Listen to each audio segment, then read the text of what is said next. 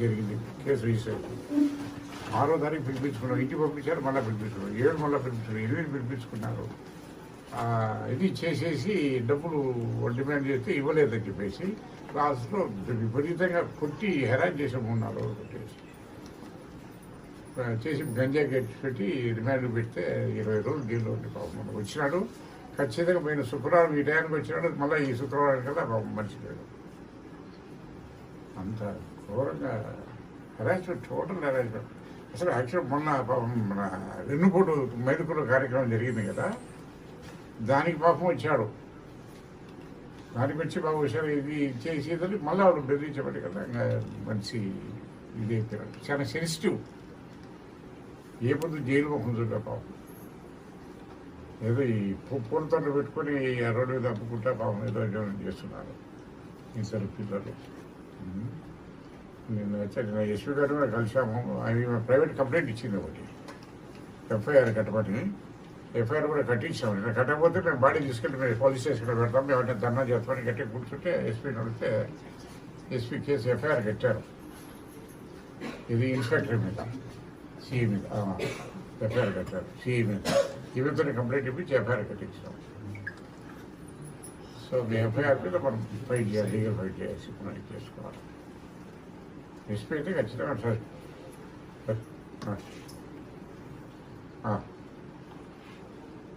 చెప్ప ఓకే, తప్పకుండా చేద్దాము. పిల్లలు ఎవరు, 2 పిల్లలు 6వ తరగతి చదువుతున్నారు, ఒక అబ్బాయి ఒక అమ్మాయి. వాళ్ళు కూడా ఇచ్చేసేస్తాము. పాపం చాలా బాధలో ఉన్నారు. అంతా ఊరు కూడా ఈ లెక్కలు కూడా అంతా బంధుత్వాలు ఎక్కువ ఇక్కడ అంతా. నేను అంతా చాలా మంది పాపం చాలా బాధపడ్డారు అసలు. వాళ్ళు 2 ఏమోలే గాయత్రి అవుతారు. అదే వీళ్ళతో ఓదార్చండి, దగ్గరే ఉంది పక్కన బాబు మాట్లాడండి.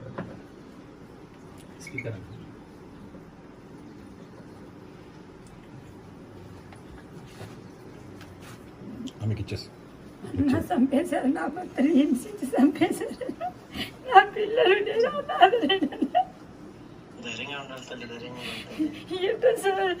నేను బతకలేను, ఎట్టు బతకాల? నా పిల్లలు నా భర్త ఆదరవు నేను సన్నంగా ఏం బతకాలన్నా నేను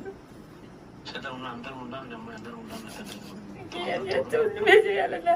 లాస్ట్కి ఏం చేయలేని పరిస్థితి. నేను మన్నే రాగాలని గుండె చేయలేదన్నాక ఏం చేయలేదన్నా.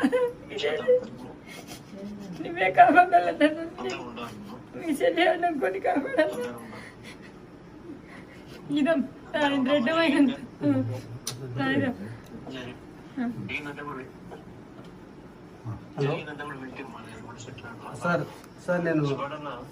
నేను మా బావ చనిపోయింది.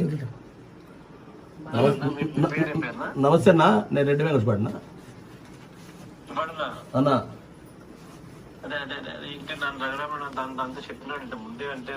రఘురాముడి నిన్న బాగా యాక్టివ్ ప్యాక్ట్ తీసుకున్నారు. మన వాళ్ళు అందరూ వచ్చినారు.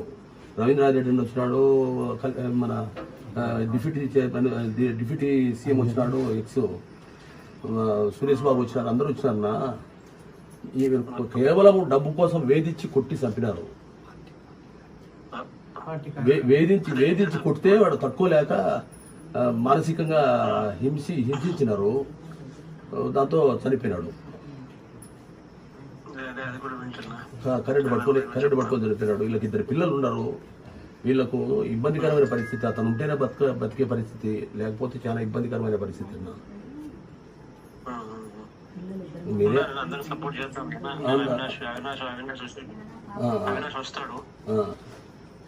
చెప్తాను వచ్చి అవినాష్ దగ్గర వచ్చి సాయం చేసి కూడా పోతాడు. రఘురామరెడ్డి ఇద్దరు కలిసి రఘురాముడి ఉన్నాడు. సాయం కూడా చేస్తాడు. రఘురాముడి కూడా చాలా వెరీ యాక్టివ్ పార్టీ తీసుకున్నాడు. నిన్న నేను కూడా నా ప్రోగ్రామ్ కాదు నెక్స్ట్ జిల్లాకు వచ్చినప్పుడు తప్పకుండా రండి. నేను కూడా ఇంటికాడికి వచ్చేట్టుగా పెడతాను. సరే అన్న. ఇదన్న వాళ్ళ తమ్ముడు మాట్లాడతాడు. ఒక్క నిమిషం అన్నా. సురేంద్రారెడ్డి అన్న. హలో అన్నా, ఏమంటే అదే మనం వైసీపీ అనే దురుద్దేశంతో ఏమైందంటే కేసు ఉద్దేశపూర్వకంగా యాక్చువల్ 9 మంది మీద పెట్టి మళ్ళీ పంపించిన తర్వాత ఈయన సపరేట్గా వైసీపీ కార్యకర్త కదా ఆ పక్కకు పిలిచి కొట్టారు సార్ దారుణంగా. వీళ్ళు రోడ్డు మీద యాక్చువల్గా పిలిపించి నువ్వు డబ్బులు డిమాండ్ చేశారు. డబ్బులు డిమాండ్ నేను ఎందుకు తప్పు చేయలేదు కదా, నేను ఎందుకు కట్టాలన్నాడు. తర్వాత ఇంకోటి ప్రెజర్, ఇంకోటి ఏంటంటే మెయిన్ ఏంటంటే మన వైసీపీ అనే ముద్ర ఉంది కదా, ఆ ముద్ర తప్పు మనం చేసుకున్న నేరంలాగా భావించి దారుణంగా సార్. ఇప్పుడు ఎందుకంటే నేను చిన్నప్పుడు 6 నెలల పిల్లప్పుడు మా అక్క సంవత్సరం అన్నప్పుడు మా నాన్న గుండె పొడిచి చనిపోయాడు సార్. మా తాత వాళ్ళంతా సాగారు. సో ఏదన్నా పార్టీ తరఫు నుంచి పిల్లలకు ఆర్థికంగా మీరు, ఎందుకంటే మీ తోబుట్టు అనుకోండి సార్, ఆర్థికంగా ఖచ్చితంగా మాకు సాయం చేయాలి సార్.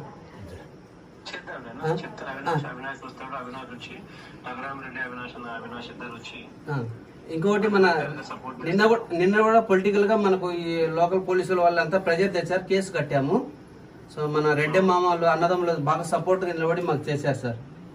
మన రఘురాముడు సార్ అయితే మనందరూ దగ్గరుండి అన్ని చేయించారు నిన్న. ఇది మాత్రం మర్చిపోదు సార్, మాకు మాత్రం కుటుంబం న్యాయం చేయాలి సార్. పిల్లలు ఎందుకంటే స్కూల్ కూడా స్టార్ట్ అవుతున్నాయి, మీరు ఏదైనా సాయం చేసి పిల్లలు ఆదుకోవాలి సార్. ఓకే. అదే అయినా చచ్చిపోతే మళ్ళీ వస్తున్నాను, వచ్చేసి కూర్చొని చేసేది